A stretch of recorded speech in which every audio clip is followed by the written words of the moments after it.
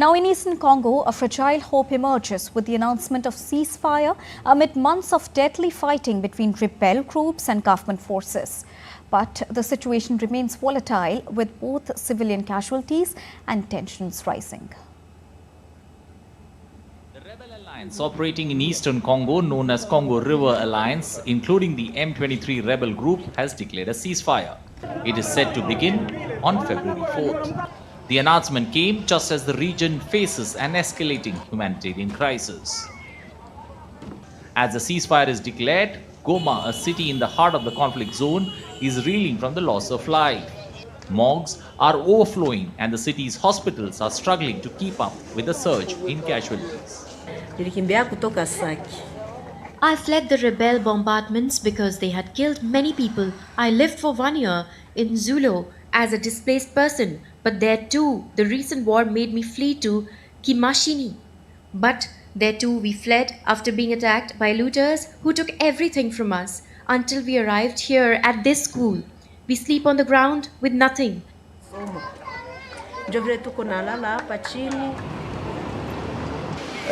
Government forces cut off the internet and that made it very difficult to communicate.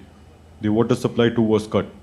It was so difficult to find out food like vegetables and flour. We just remained in our houses desperately.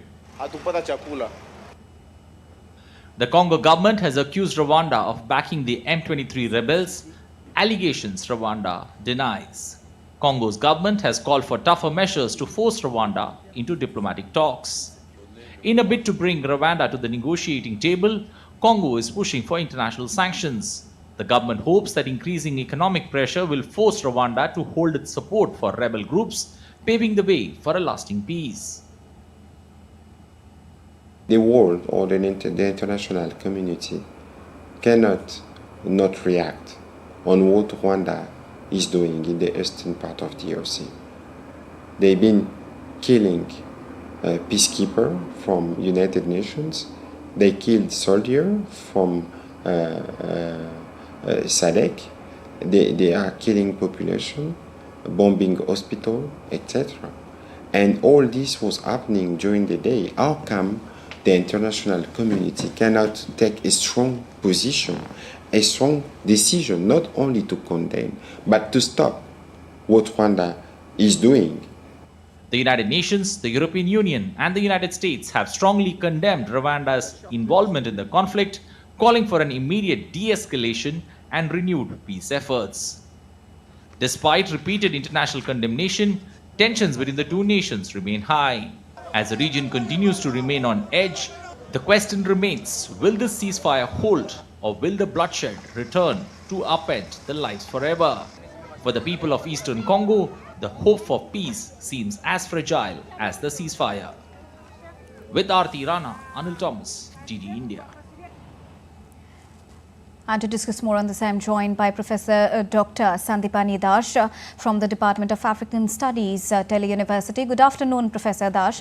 Now, the unilateral ceasefire on humanitarian grounds is a much-needed move, but it is not a long-term solution to the ongoing conflict. And considering its historical roots, how can an agreement be reached to either extend the ceasefire or for a permanent solution to this? Professor Dash. Thank you, Deepika, for having me here. And you posed a very apt question that what is the long-term, kind of response or long-term state with the ongoing conflict. First, one has to understand that conflict itself is also a very long-term conflict. It's a sustained conflict, and it has got a very structural regions.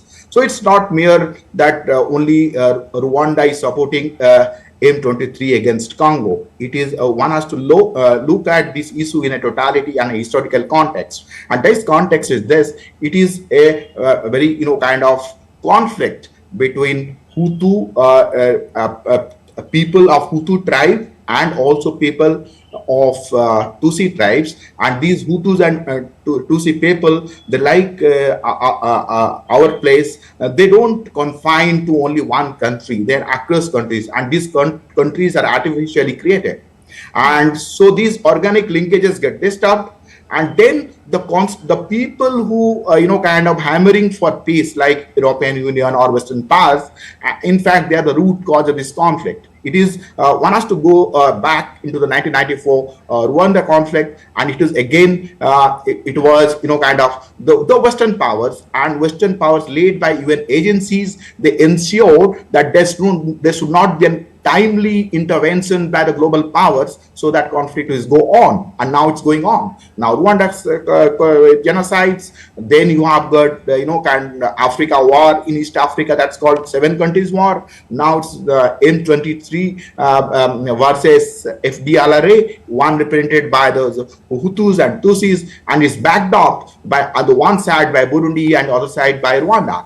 So, so it's not a very kind that this ceasefire, one cannot see this ceasefire in a day or two events. It's a constant process, and the problem is structural.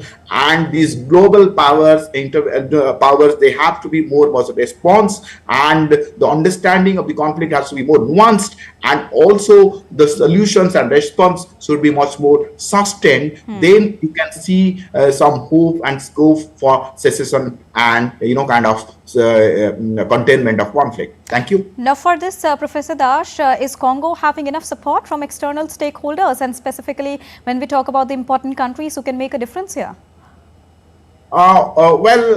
See, it is not when this support comes on, kind of whether Congo or Rwanda, it's not a country-specific support; it's an issue-specific support. And this every conflict had its own issues, and in this conflict, Rwanda stands at the wrong side of the West. But when the Western powers, as far as conflict of this region is concerned, so that is why it is a the constant kind of fixing the responsibility on Rwanda. I don't.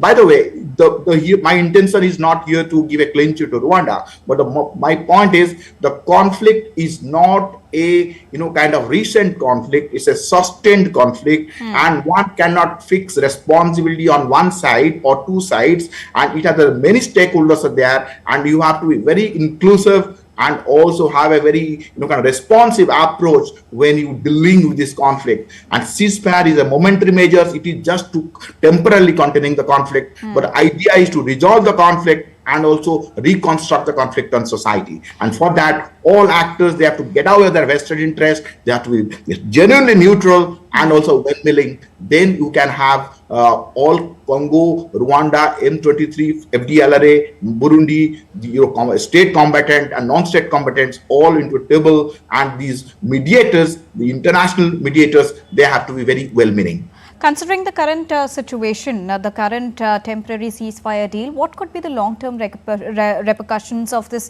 yet another international conflict that is adding just to another global supply chain challenge chain?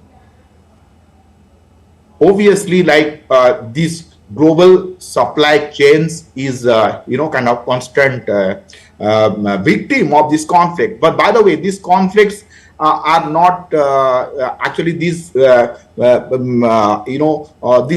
conflicts are by and large resource induced. The region where this conflict theater of the eastern part of the DRC, it is a coltan. That's a very rare earth material for telecom industries and for fourth stage of industrial revolutions. That's very important. And these all powers and all stakeholders, they want to capture. And for that, to have a ownership of the land, you have to also take a side of the people who are operating the arms over these lands. And so it is and this is the region, and when Rwanda crisis, so starting point was mid-90s of this conflict, Hutu and Tutsis.